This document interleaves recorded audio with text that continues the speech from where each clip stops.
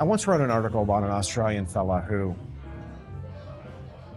called me up, and I can't remember what year this was. I was living in Paris at the time. It may have been 2013 or 2014.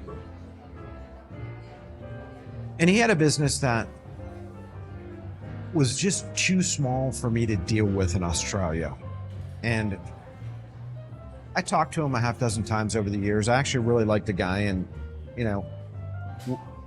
we ended up. I don't want to say we became friends, but we did, I think, enjoy the conversations that we had over the years. And he tried to engage Potomac to sell his business, and I said, "Look, you're quite small.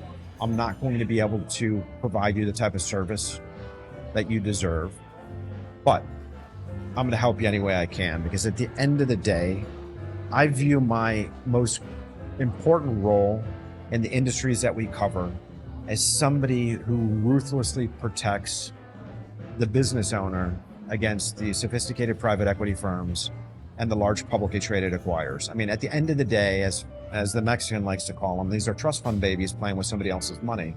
So I really view my role as, if I do nothing else, I protect the husband and wife that own a business. I protect the small private equity firms that own businesses. I protect the search funds that own businesses.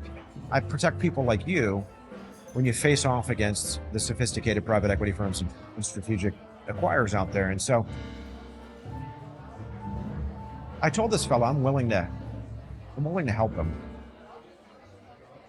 And as he began to talk to acquirers, I got a kick out of being in the background telling him some things to say. But he began to negotiate, and he did a great job. He went out to a variety of acquirers. He set an appropriate deadline to receive a bid. He determined what sort of information he was going to share. And when he started to get the bids, there was one party that he really liked, and he actually hoped to do a deal with them. And I advised him, I said, you know what, always attempt to be as agnostic as you can as to who the acquirer is until you get to that final round of bidding. Let the dollars and cents, let the terms talk to you. And then at the end of the day, when you get to the very end of the process and you've got full price discovery and you know how much, you're within pennies where you know where the final purchase price will be, then you can make the mature decision to say, you know what, I'm going to leave some money on the table because I want to do business with these guys. But try really hard to save that sort of decision making until the very end.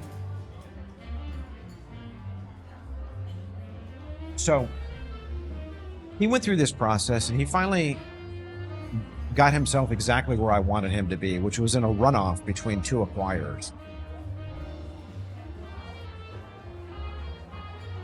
And he called me up. It was nighttime, my time, super early his time. He was having a cup of coffee. I was actually smoking a cigar at the time. I remember this. I remember exactly where I was sitting.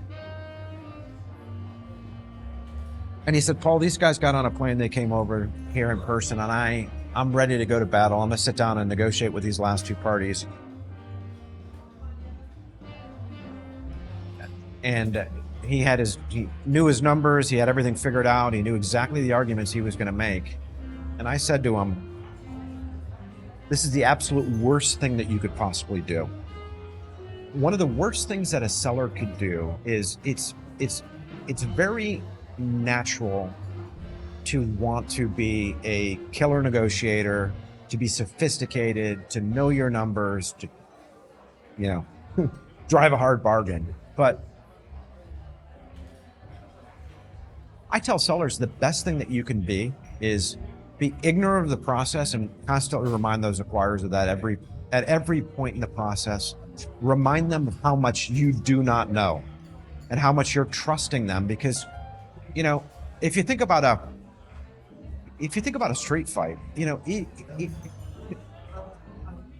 see a guy walking down the street and another guy's a real asshole. Well, like, everyone and their uncle actually cheers when that asshole gets his head cracked, right? And then you want the bully to be beat up. But if you see a guy who's a nice guy who finds himself in a fight but doesn't look like he should be there, like, you kind of root for that guy. You don't want him to. He's a nice guy. And so I told this fella, I said, listen, you're not going to go in there and negotiate. You're going to let the process that you've established negotiate for you. You're not going to seem like you know more than you do. You're not even going to seem like you know as much as you do. You're going to constantly show them how little you know. And you're going to remind them of that you're putting their trust and faith in them. And it makes it very difficult for acquirers to beat you up if you come into this humble. But I said the most important thing you're going to do is they know that you're not running a formal process with a sell-side advisor. You're going to go in there and say, you know what? I am an idiot. I don't know what I'm doing. I have no idea. You guys could be paying me far more than you should be. You could be totally taking advantage of me. I have zero idea. But one thing I do know at this stage of the process, I'm doing myself a disservice and I need to hire a sophisticated advisor. So I'm going to bring in POTOMAC and they're going to take it from here. And I anticipated that the second the threat of the auction came out, that these acquirers were going to change their tune. And sure enough, the acquirer that he really wanted to do business with increased the purchase price. Again, this was a small business, over $1 million Australian within a 24-hour period. I fully believe him being humble, him being courteous, him being very respectful and thankful of their time, and him saying, you know what, I don't know what I'm doing, so I'm going to hire somebody to help me. That's what ultimately got him the extra money. The threat of bringing in an advisor to advise him, I don't think he would have ever been able to do that had he taken a hard approach. So I always advise our clients to be friendly and humble. You know, don't be desperate. As a Mexican likes to say, you don't want to be, you know, the 48-year-old single mom of 4 sitting at the bar, right? That's not, you don't want to be the desperate loser, and you certainly don't want to be the asshole.